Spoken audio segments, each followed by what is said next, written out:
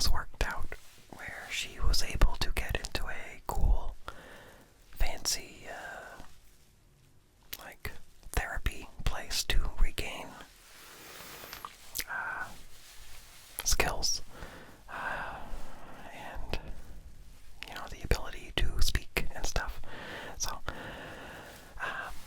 my wife is there visiting her with our daughter, and yeah, so I've been alone for a couple days. She'll be back tomorrow, but by the time I post this, it'll be in the past. But yeah, so I've been alone. I've been busy. I tidied up the house. I've watched some movies. I've recorded. And yeah. So, my wife, we prepped our daughter on, like, okay, you're gonna be on a plane. Never been on a plane before. Our daughter hasn't. She's 4. So, she was excited. She wasn't scared. So that's good. Yeah. So, my wife, a couple days before the trip, before I drove him to the airport, was like, oh, I gotta pack tonight so I don't have to, do it all the night before. And Juniper, our daughter, took that as like, we're leaving right now. So she grabbed her special pillow that she always has to sleep with. It's basically like a throw pillow for a couch. But she grabbed that under one arm, and then under her other arm, she had a pile of clothes, and she was like, I'm taking this to Mama. Like, can I pack it? And we're like, oh, no, we're not going right now. We're leaving in a couple days. But it was so cute that she was ready, and she had all she needed, just her pillow and some clothes. So, very sweet. We got up real early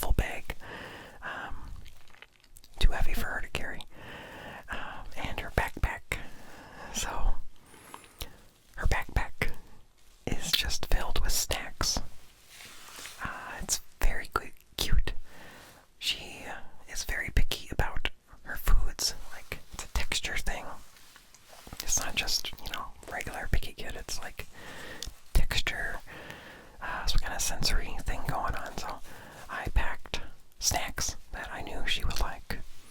And yeah, all of the snacks took up the whole backpack. So I think it's really cute just picturing her going through the airport with her backpack, and it's only filled with snacks. And it's not heavy, but I put it on her, and I gave her a big hug. And then she is just like, oh, heavy. So heavy. Like, whenever she says something is heavy, she, like, really makes it sound like she's working hard to say the words. Very cute. So, it's been strange not having to possibly wake up at night to help her go back to sleep, and also being able to sleep in. I didn't actually end up sleeping in the first morning. I woke up at like 6:15 and couldn't fall back asleep. So, whatever. Today I did sleep until 8, so yeah, good sleeping. So, I rearranged my basement a while ago. I figured I really need a more functional space. And looks do matter to me. I need a cozy, spooky, vintage vibe. So, yeah, I think I accomplished that. So, yeah, I am recording in my basement. And there is a little, I don't know if I call this a nook, but little square. There is a workbench behind this blanket. It's the back of the workbench, so it's a wall. So that is the limit of the space. So I did have my desk up against that, but I scooted it behind me onto that back wall. I didn't think the two desks next to each other would fit, but I measured and they do fit. So I can have, the camera facing this way, and there's one background. I could rotate the camera over there, and we have a nice backdrop of skulls. A skull blanket. That's a picture I took in the catacombs of Paris. I mean, you can't really see it very well right now. But, I had the picture printed on a blanket. My wife gave that to me for one Christmas.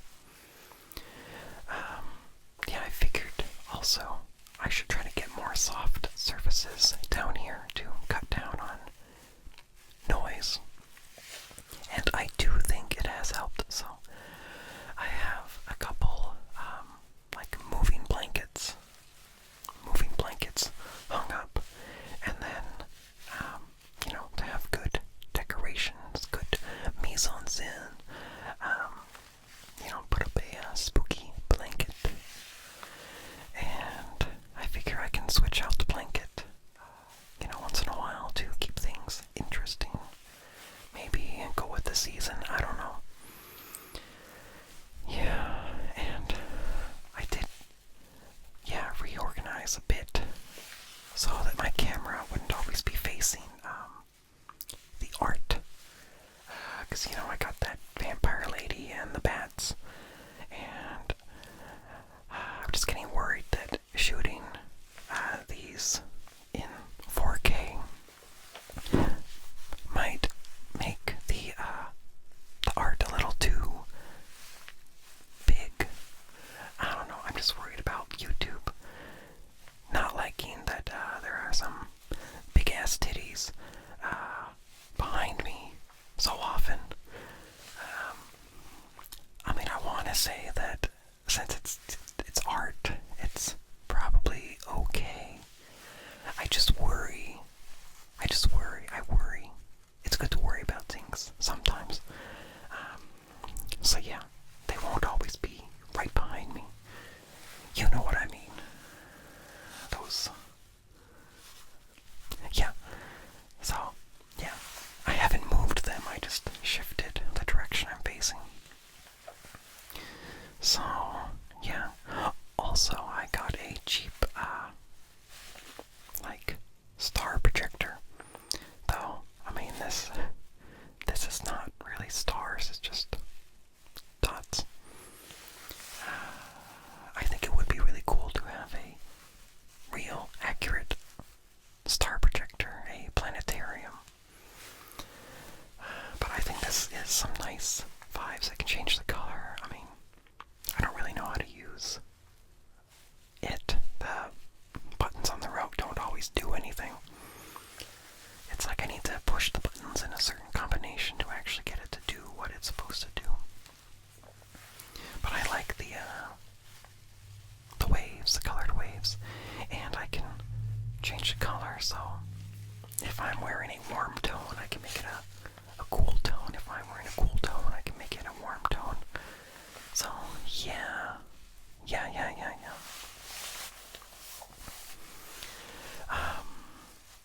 And I am still trying to, I don't know, work out exactly how my recording stuff is set up.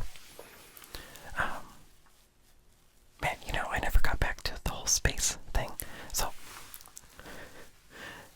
having my desk not be over there, it opens up a lot more space for the legs of my tripods and my mic stands and my light stands. It really opens up more space to be able to move things around. It was always very frustrating having to place the legs of things in between my two desks, or partly under the desk, but not having it as far away as I wanted.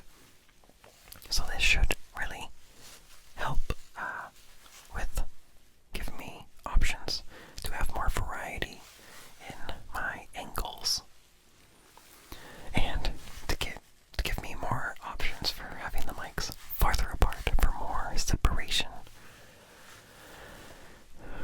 Yeah, so I like that. Also, I kind of got some cords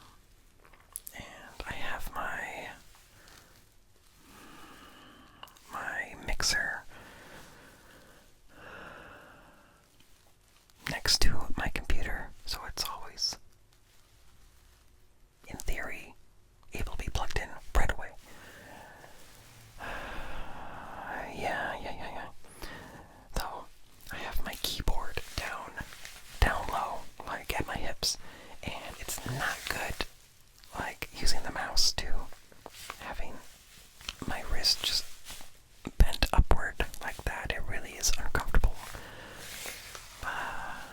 So I need to figure out a better way of, I don't know, a better place to have my mouse, because that's not comfortable.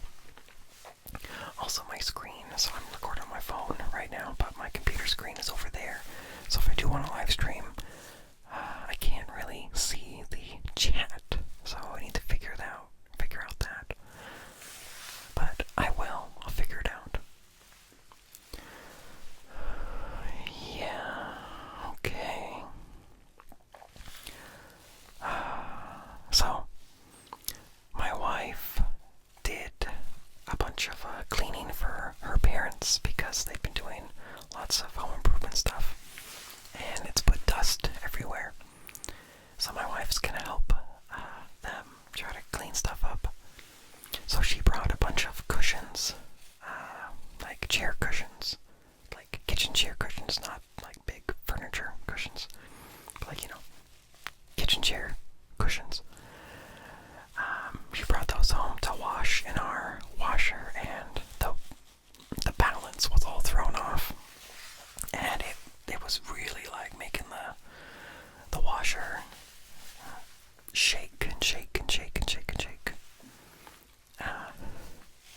Well, she went to switch the laundry and saw that one of the cushions actually kind of got stuck. I'm not sure exactly how it got stuck between the door and the spinny part, the drum, and it really rubbed and rubbed and rubbed and rubbed until the rubber gasket around the door was just in pieces, like tiny little rubber balls, like all over, like sand, but rubber.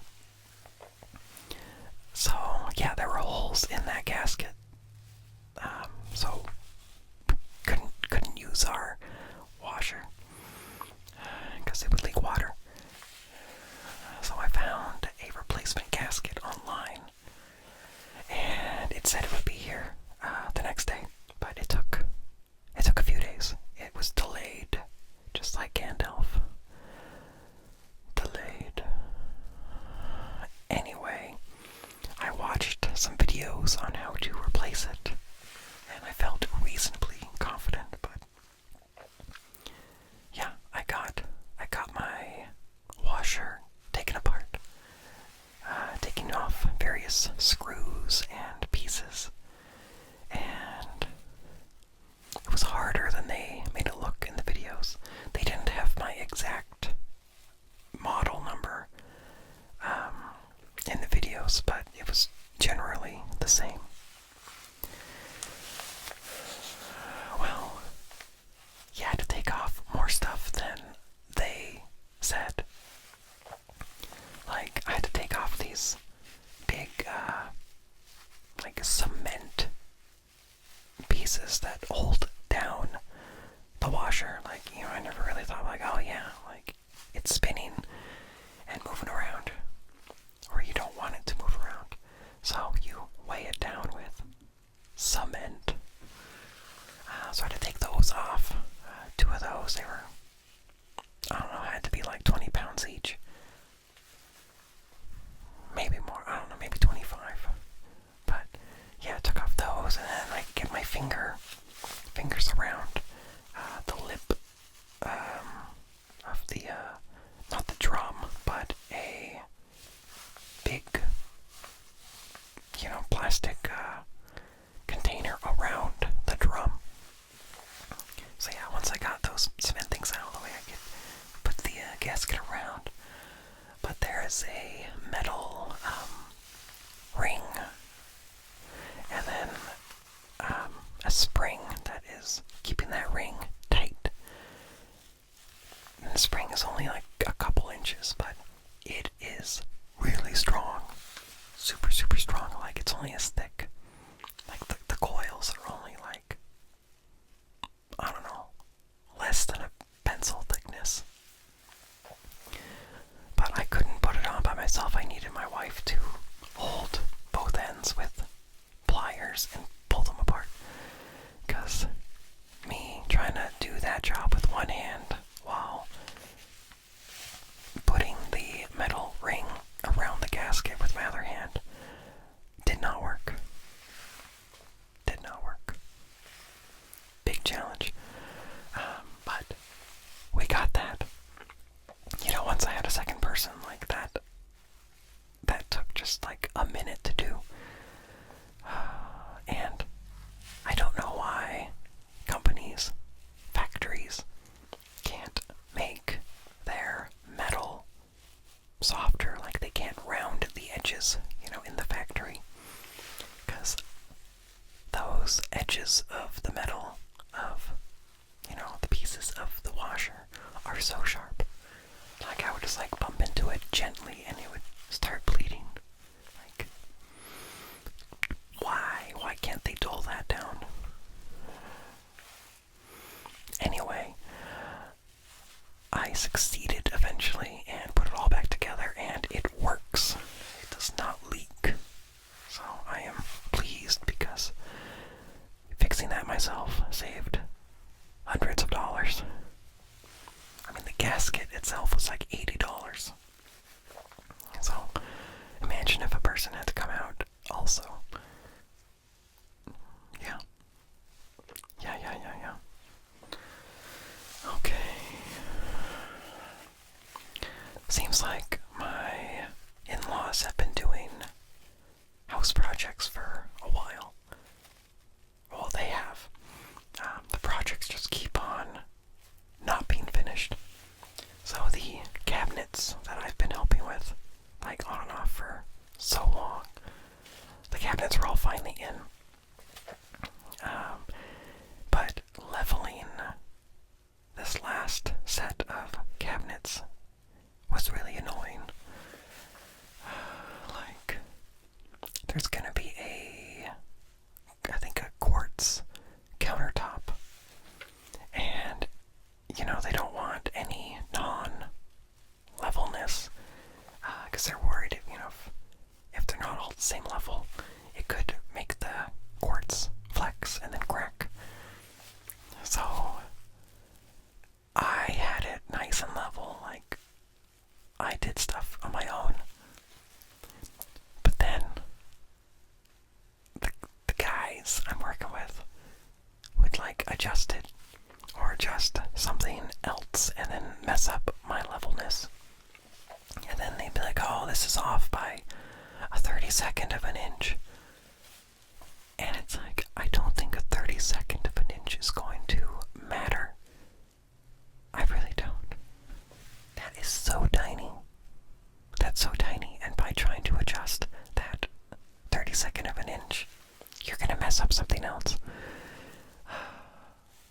But eventually it got done to their satisfaction. And also I was really annoyed that, you know, the refrigerator and oven and, you know, dishwasher and stuff, you know, they have to fit in between the cabinets. So to me, I would think you gotta make sure you have like, I don't know, a 1/4 inch on each side or something. You know, give yourself some wiggle room. But they only accounted for, like, their plans specified having, I think it was an 1/8 of an inch total. An 1/8 of an inch total to have. So you gotta divide that by 2, so you have that much wiggle room on each side, a 1/16 of an inch. So I'm really annoyed that they only planned for such a teeny tiny space. That made things so much worse. Like, they would be like, okay, the dishwasher, this like needs to fit, so we gotta scoot this cabinet over. So we do. And then it's like, oh no, now the refrigerator hole is too small. It's like,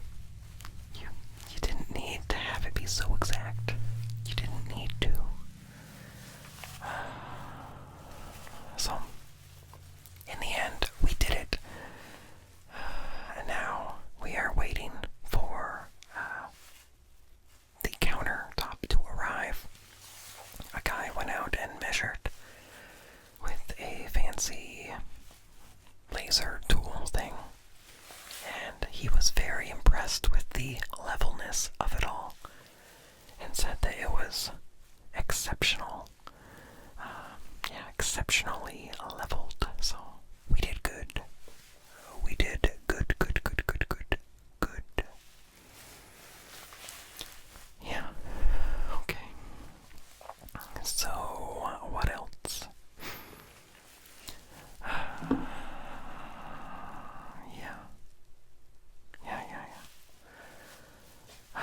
We went to the beach recently.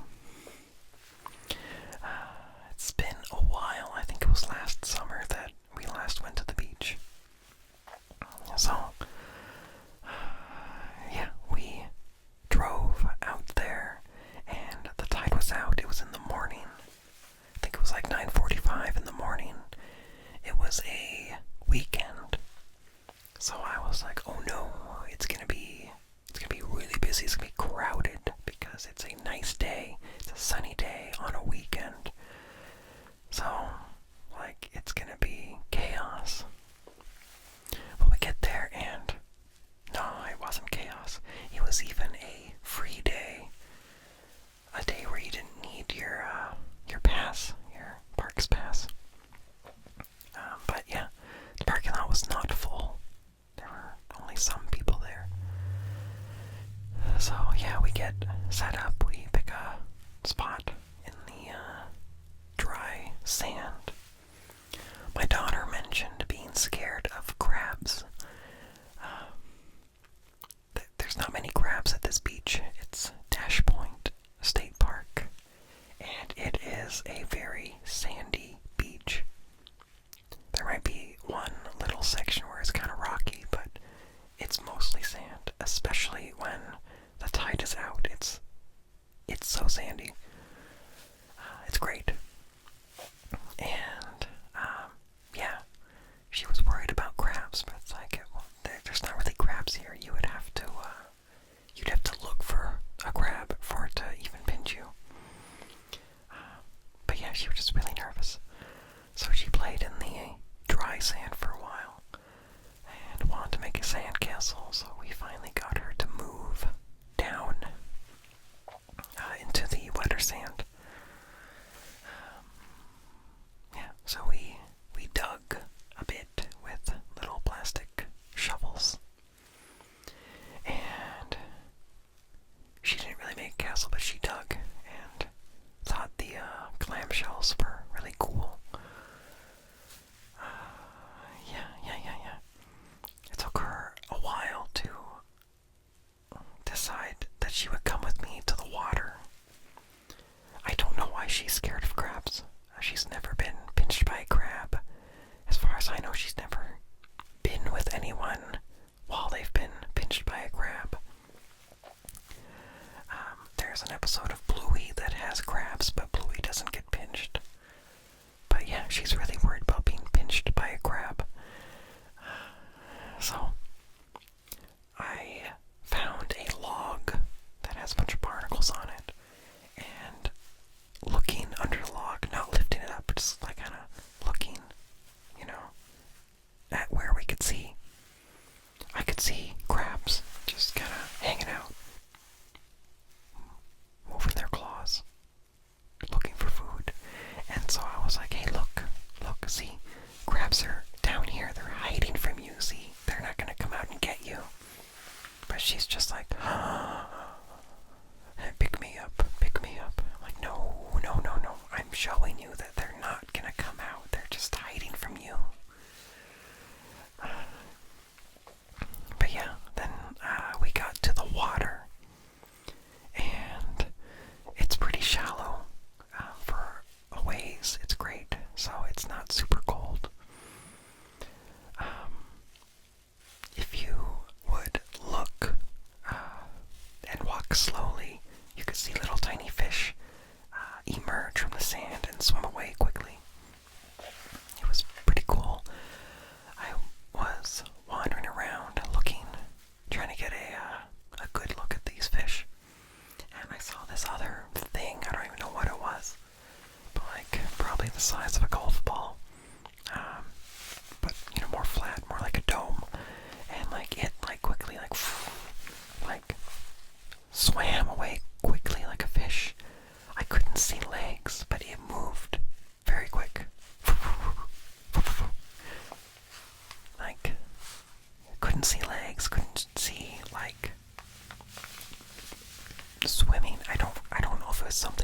legs or something of swimming. Yeah, but I went to take a picture of a bird, and I'm trying to focus the camera, and then I turn and I see that my daughter's just like walking away. And I'm like, hey, where are you going? And she just like kind of smiles and like keeps walking away, and it's a pretty long walk from the water to the upper beach where we have our stuff.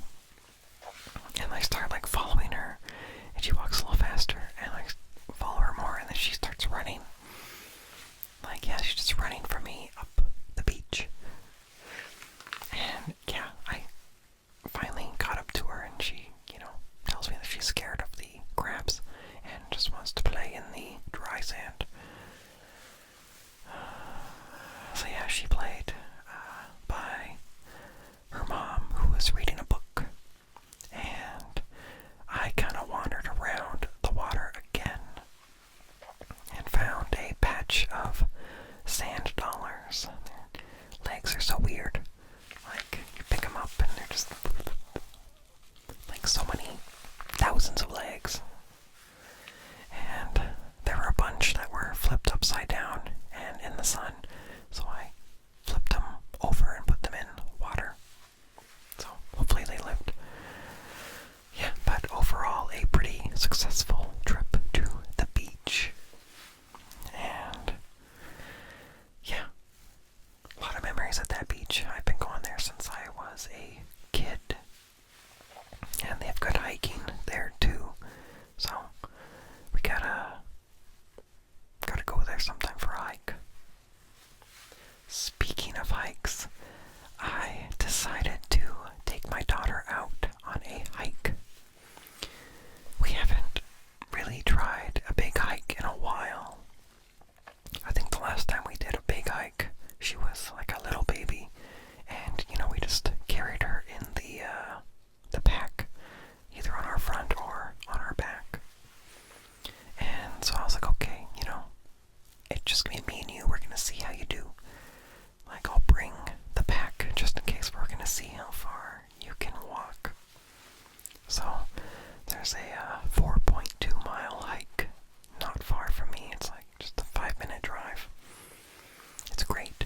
It goes through forest, and there's a couple sections that takes you through neighborhoods.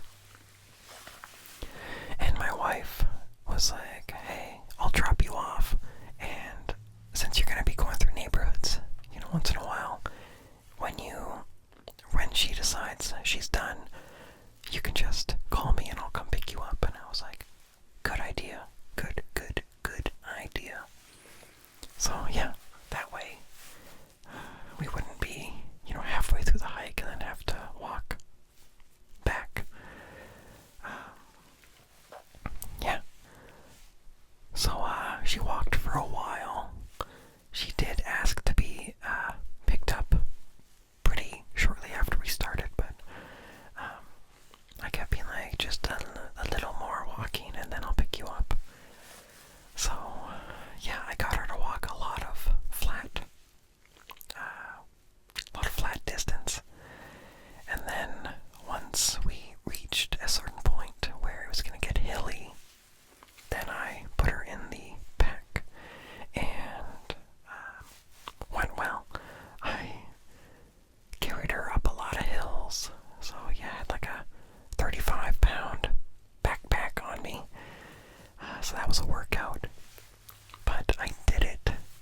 I did feel tired, but it felt good. It was satisfying to really exercise. So yeah, I carried her for a while, and then she was like, I walk. And I'm like, yeah, sure, yeah, you can walk. So yeah, she walks longer. And yeah, we got far, and then we ran into a lady and her dog. And the dog was really energetic, really fit. He was in shape, and it was really happy. And yeah, then the lady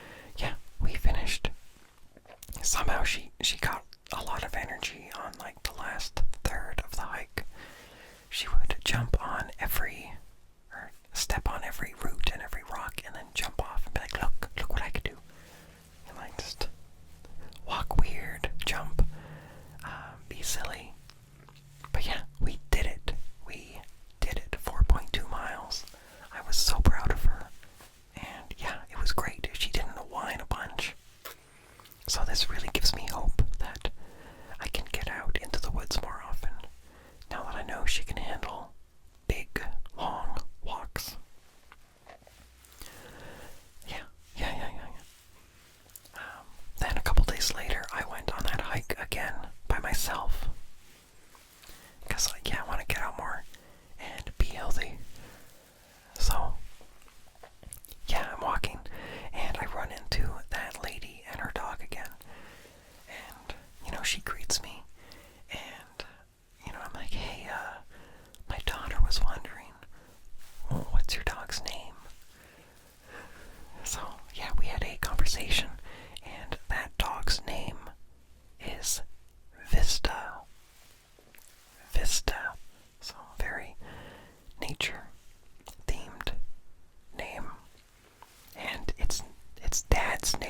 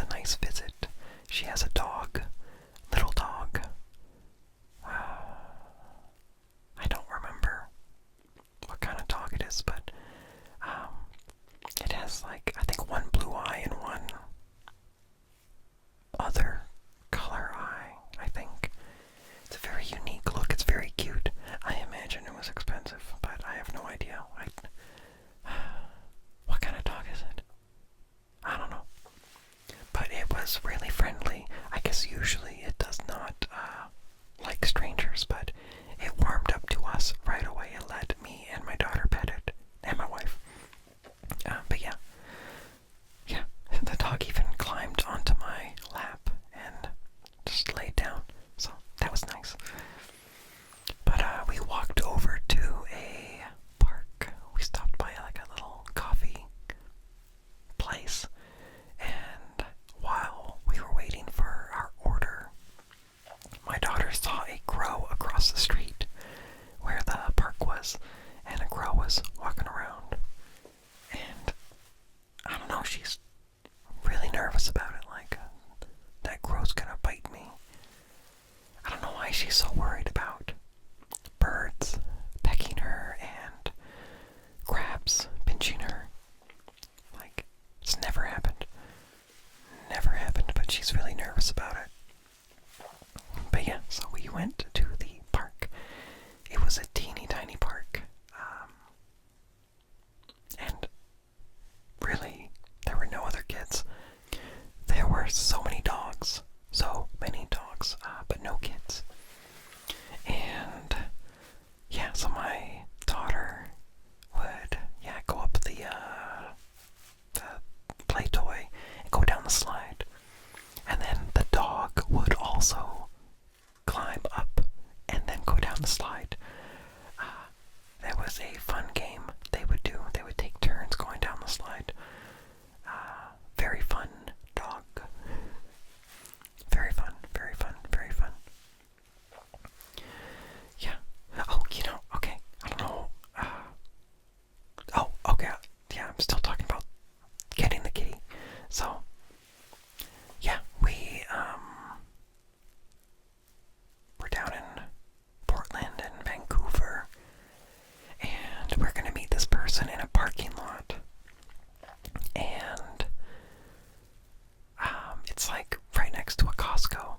And so while we're waiting for our meeting time, we go into Costco because we have a membership, and we get a hot dog. Yeah, I got $1.50 hot dog. Good deal. You get a big hot dog and a drink. And a cookie. Yeah. Let's see, what was the point of this story? Yeah, my daughter was like, she saw the, like, big inflatable pools and other kind of play toys that were set up in the store and really wanted to play on them. But we couldn't.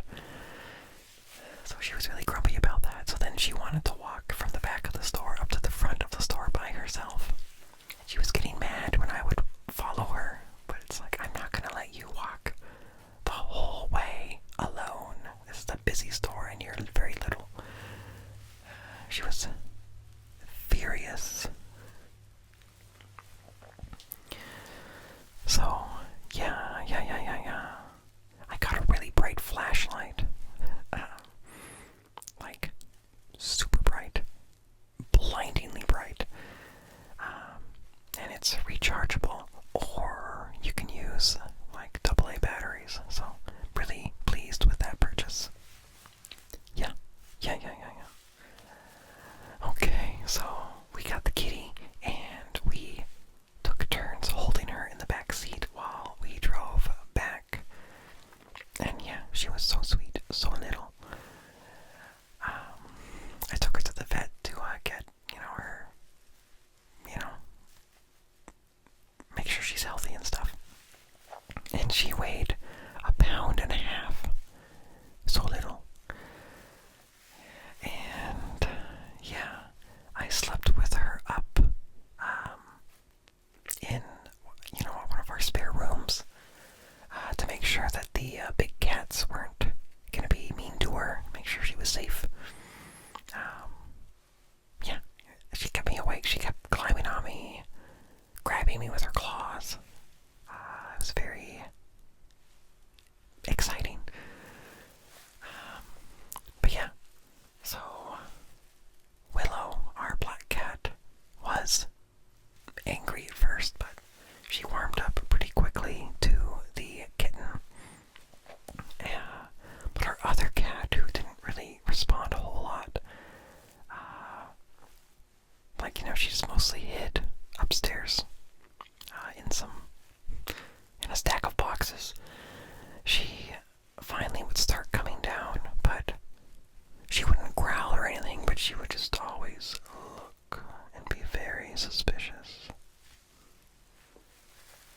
be very offended.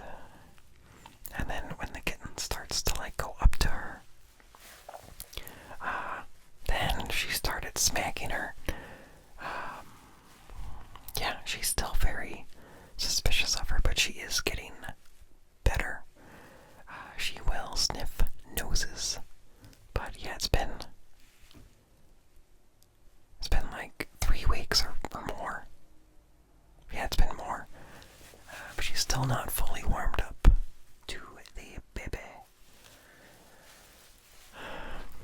And it's so sweet. My daughter loves having a kitten. And this kitten is very accepting of attention from my daughter. She'll, like, the kitten will let her pick her up. And, yeah, it's amazing. She'll carry her around. It's so cute. And, I named her Annabelle Lee. Annabelle Lee. Edgar Allan Poe poem. I wanted a spooky name or a nature name, so after much consideration, went with Annabelle Lee. And every morning, my daughter, she knows that she's officially my cat. So every morning, my daughter will wake up and she'll come into my room and put the kitten onto me to wake me up. It's very sweet. Every morning. She's only missed a couple mornings. But yeah, she goes, finds the cat, brings her to me. Very cute. And, yeah, speaking of mornings, we got our daughter a clock that you can set the time and have it have a color. So there can be a daytime color and a nighttime color. And so it has really helped be like, hey, if the clock is red, that means it's still bedtime. That means stay in the bed. Don't get up. If it's green, you can get up. And she has obeyed the clock. It's amazing. Like, no more mornings of her waking us up at like 5 or 5:30. We have it set to 6:20 is when she is allowed to get up, and it's helped so much. So much. Like, amazing.